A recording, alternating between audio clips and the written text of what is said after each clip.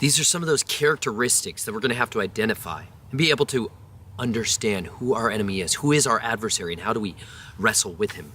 Satan and or demons can inspire, move upon a person who believes it, to write, to draw, to do art, to sing, or anything that the demon inspires. By extending their power, energy upon, and or in a person who is supernaturally led to produce, the result is what I call charged demonized writings. Think now of the tens of thousands of books, writings, and even lyrics of a song that have been pushed or inspired by a demon. They can lead a person to write a book, give a prophecy, give a vision, give instructions for lyrics of a song, inspiration for fantasy, writing, art, gaming, or drama, movies, and demon-inspired entertainment, design and technology, to be used for the destruction of the world and or the beast system when it comes. See Revelation 13, the dragon and Satan, full force giving their power. They inspire weapons. Who will be the inspirer of the weapons that will be used at Armageddon when they seek to stop and destroy Christ? See Revelation 19:19. Who will create the things that will be used when the Antichrist is here?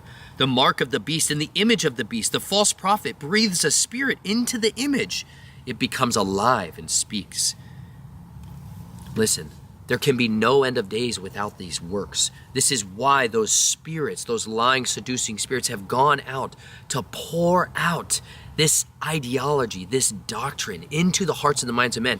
And there's more and more people who are willing to open those doors. One of the main methodologies, like when I did security consulting work out in Boulder, Colorado, it's a big technology-driven arena, especially with data storage.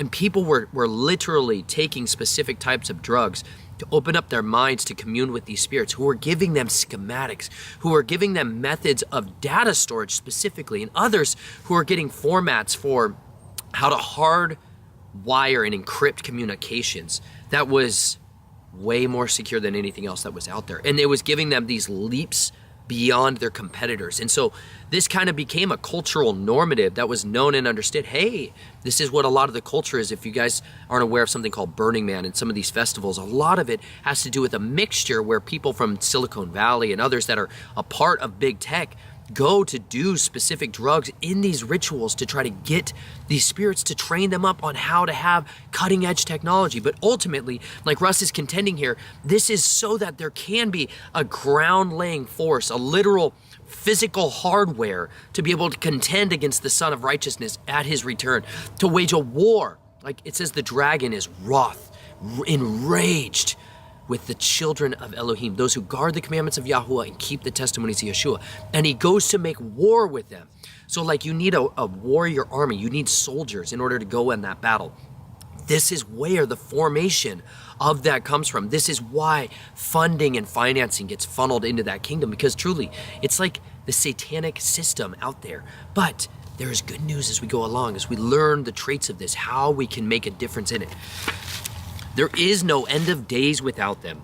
He cried out mightily with a loud voice, saying, Fallen! Fallen is Babylon the Great! She has become a dwelling place of demons, a haunt for every unclean spirit, and a haunt for every unclean and hateful bird. Revelation 18. In the last days, seducing spirits, 1 Timothy 4. Counterfeit supernaturalism by Satans and demons, 2 Thessalonians 2. This is how we know it is the last hour. There are many antichrists who have gone into the world. 1 John 2. They oppress. And Yeshua said to them, Simon, Simon, behold, Satan has desired to sift you, to have you, and that he may sift you like wheat. Luke 22:31. This is why we're all fanatical about fresh milled flour, y'all, because Satan's literal devices was to sift out the bran and the germ. It's like most of you who pick up a Bible and you think it starts in the book of John. There's another 2/3 to it, the bran and the germ, nutrients that you must have in order to be able to eat the fullness of the gospel. There's an entire gospel message from Genesis to Revelation. And I challenge you, if you've never read the Bible for yourself, from beginning to end, do it. Because then you actually know if you believe what it says. It's important that we know what we believe, because otherwise we're basically foundationless. And this is one of the great tactics of the enemy. It's like eating dead flour, dead bread all the time. It will kill you if you only live on that. You literally cannot live on it. Whole grain, fresh milled flour, completely satisfies. Vitamins, minerals, amino acids, everything you're needing to live is found in that bread, but not that sifted bread. And that's literally Satan's devices, was to go in and to sift out these things, so be careful. The fiery arrows of the evil one, they are involuntary thoughts and feelings sent by Satan or demons to cause doubt, fear, and confusion. See Ephesians 6. They attack. Then the man who had the evil spirit jumped on them and overpowered them all. He gave them such a beating that they ran out of the house naked and bleeding. It's Acts 19. See the book of Job. Put on the whole armor of Elohim, that you may be able to stand against the schemes of the devil. And therefore take up the whole armor of Elohim, that you may be able to resist in the evil day. The dragon stood before the woman who was ready to give birth, to devour her child as soon as he was born. Revelation 12. They attach. And don't give the door, and don't give up. They attach. And don't give the devil an opportunity, a doorway, a legal right, a topos. Ephesians 4:27. They possess. His fame went throughout all Syria, and they brought to him all sick people who were taken with various diseases and tormented with pain, those who were possessed with demons, those who had seizures, and those who had paralysis, and he healed them. Matthew 4:24. They piggyback. But when he had turned around and looked at his disciples, he rebuked Peter, saying, "Get behind me, Satan, for you are not mindful of the things of Elohim, but the things of men." Mark 8. They can get into a life without them knowing.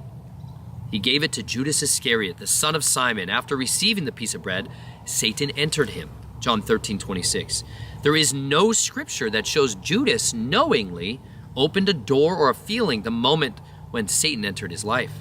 Remember, Judas never believed the full power Yeshua had, nor had he had protection, for he was a man of greed, and Satan used that. They seek revenge. From the voice of him who reproaches and reviles, by reason of the enemy, an avenger. The enemy bent on revenge. Psalms 44. They subdue and can control nations. But the prince of the kingdom of Persia withstood me for 21 days. So Michael, one of the chief princes, came to help me, for I had been left there with the king of Persia. Daniel 10. They prowl, lurk, and seek. They have now encircled us in our steps. They have set their eyes to bend down to the earth. It is like a lion that is anxious to rip its prey, and as a young lion lurking in secrecy. Psalm 17. 1 Peter 5:8. Satan seeks to, lurks, and pursues someone to devour them. But what else can we say about them? Satan was instrumental in bringing down all of humanity, and what he did there reveals the tactics he and the demons use to this day. They will help shape the end of history, as revealed in the Revelation, a book of prophecy with detailed future events. They will bring chaos, the slaughter, persecution, false signs, and wonders. They will bring the mark and the image of the beast. They will bring the Antichrist, the false prophet, the New World Order, the beast system. They will bring the global system of Babylon that seduces the world. They will open the abyss. They will be used to cause Armageddon and will create the history's largest military system.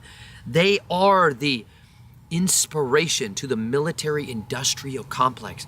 Understand, when you're looking at these massive technocrats, these corporate entities, there is a spiritual force ruling behind them, like the gods of Mars, like these mighty ones who have been known and honored and revered and worshipped and listened to and hearkened to by mankind for thousands of years. They still enact their power games on this earth through human agents.